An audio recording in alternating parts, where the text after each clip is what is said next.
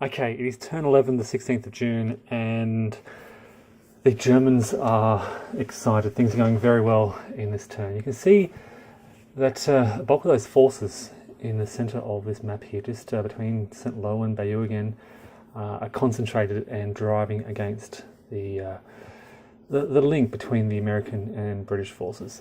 They're still fighting out around Utah, and it's a bit of back and forth around there.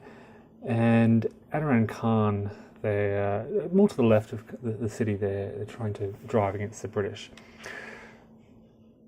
That area northeast of St. Lo is where they're focusing most of their efforts, shifting some stacks around, trying to get those tanks into action and trying to hurt the Americans as much as possible as they're being forced to pull back away from the lines.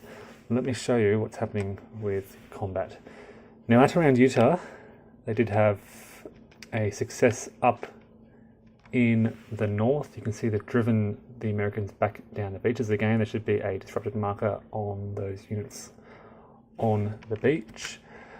And in a very lucky attack, the Germans have recaptured Saint-Mère-Église. So this town has changed hands several times since the 6th of June and is once more in German hands.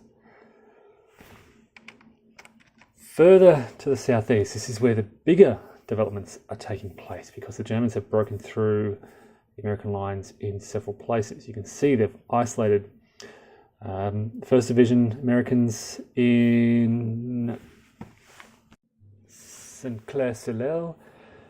They have driven them away from Balleroy in the centre, and they have recaptured Tilly-sur-Seulles out on the right. So they're hitting both the Americans and the British, driving a wedge between these forces, and you can see just at this point there's a clear road to, well, not a clear road, but almost a clear road through to Bayeux in the centre there. Of course, with the Americans and British still to go. But they're doing so without taking too many losses. You can see some quite strong, healthy German units throughout this area.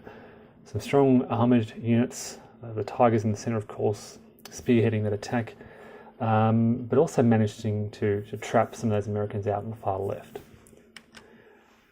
And the American and British response was a bit panicky. At around Utah, they are still trying to control the situation, still trying to push the Germans back. They, near St. Lo, between St. Lo and Bayeux, they are effectively trying to pull back away from that area, trying to save their forces and trying to reform a defensive line in the face of this German offensive. So you can see a lot of British units are moving into Bayeux, and you can see behind the lines of sort of northeast of Bayeux, some of those British units are shifting over from the